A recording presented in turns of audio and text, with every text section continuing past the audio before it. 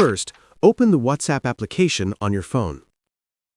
Once you're in, tap the three dots in the top right corner to open the menu. From the drop-down menu, select Settings. In the Settings menu, look for the arrow icon next to your profile name and tap on it. At the bottom, you'll see an option that says Add Account. Go ahead and tap that. You'll be taken to the Setup screen. Tap Agree and Continue to proceed. Now, enter the phone number for the new account you want to add.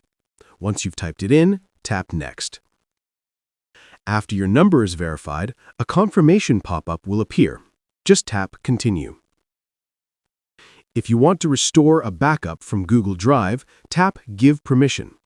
Otherwise, you can skip this step. Next, you'll have the option to restore or transfer chats. We'll skip this for now. Now it's time to set up your profile. Add your name and a profile picture, then tap Next. WhatsApp will ask if you want to set up a passkey for instant login. You can skip this for now if you prefer. And that's it. Your second account has been added.